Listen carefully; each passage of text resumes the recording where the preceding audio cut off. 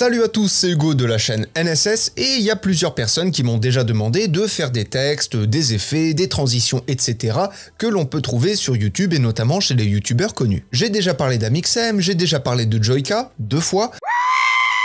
Et aujourd'hui, j'aimerais qu'on parle d'Inoxtag et surtout des textes que l'on peut trouver dans ces vidéos. Alors pour commencer, je vais vous montrer comment donner un style bien défini à votre texte et juste après, je vous montrerai 2-3 petites animations histoire de rendre ça un peu plus sympa. Premièrement, sur votre texte, je vous conseille d'utiliser une police d'écriture style Filson Pro. C'est une police d'écriture qui marche très bien, mais vous pouvez également utiliser des polices comme la Fat Frank, ça marche aussi très bien. Mais je vous invite à regarder sur la chaîne, il y a 2-3 vidéos où je parle de différentes polices d'écriture qui sont assez intéressantes et qui pourraient vous intéresser. Donc une fois que vous avez votre police d'écriture, vous allez mettre votre texte en italique. Alors si vous n'avez pas le style de police italique disponible sur votre texte, vous avez ici une option qui va vous permettre de créer un faux italique. Alors je trouve que ça rend un peu moins bien, mais si vous n'avez pas le choix, ça sauve toujours la mise. Ensuite, on va venir donner une couleur un peu punchy, une couleur énergique, histoire vraiment de donner une bonne vibe à notre texte. Donc pour ça, je vais changer la couleur et je vais mettre un jaune pétant et je vais mettre pour référence FFC000 et vous faites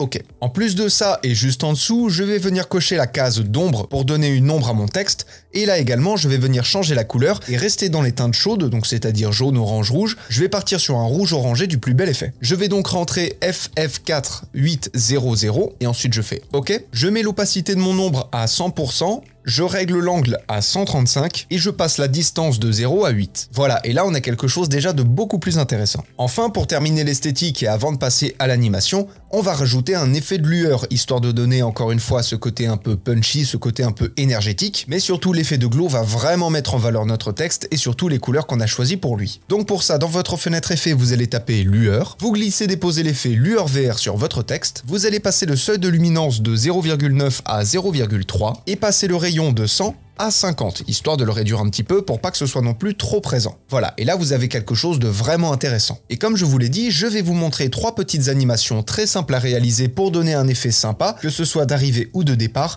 et les 3 animations vont se faire avec un seul et même effet, l'effet transformation. Donc vous tapez transformation dans votre fenêtre effet et vous glissez déposer l'effet sur votre texte.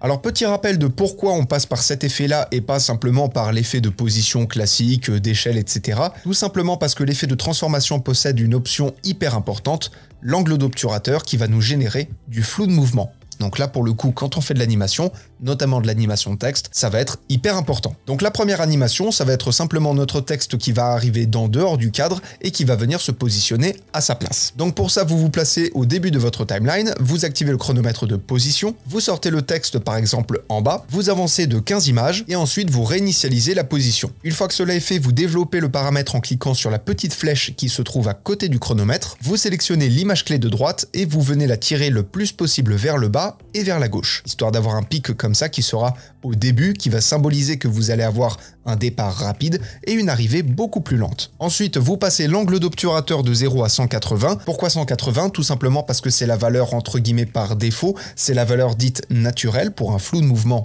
naturel. Vous replacez votre tête de lecture au début de la timeline, histoire de voir si votre texte ne dépasse pas. Là pour le coup, il dépasse un peu, donc on va le sortir un peu plus. Et ensuite, vous allez pouvoir lire votre animation, ce qui va vous donner quelque chose comme ça. On a quelque chose de relativement rapide, ça marche très bien, et bien évidemment pour le départ, le principe reste le même. Ensuite, vous avez exactement le même principe avec l'animation de l'échelle, donc vous activez le chronomètre de échelle, vous passez la valeur de 100 à 0,1. Pourquoi 0,1 et pas 0? Tout simplement parce que si vous mettez la valeur à 0, votre image va devenir complètement noire. C'est un problème qui existe depuis des années.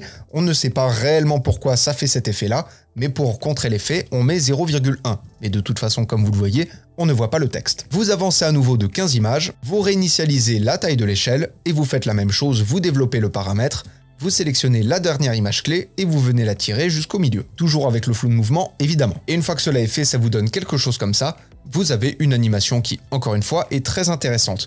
Alors bien évidemment, vous pouvez perfectionner ça avec des petits effets de rebond, mais ce n'est pas le sujet du tuto. Et enfin, pour finir, j'aimerais vous montrer une petite animation très simple. Alors pour le coup, je suis parti d'une base qui est exactement la même que la première animation, à savoir faire venir un texte de l'extérieur et venir le replacer, sauf que cette fois-ci, je fais venir mon texte de la gauche, mais sinon le principe reste exactement le même. Et la petite subtilité que l'on va venir rajouter, c'est qu'on va modifier l'oblique de notre texte.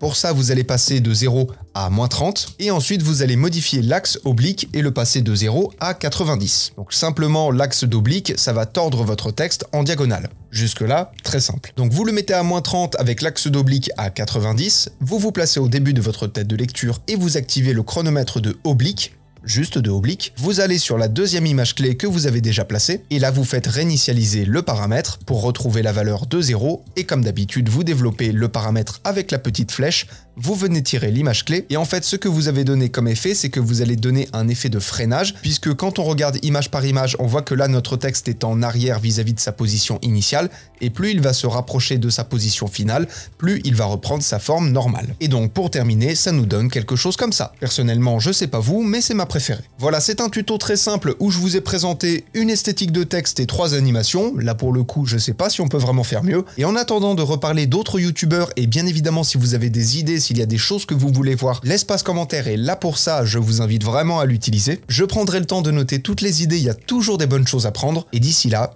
je vous fais des bisous et à plus.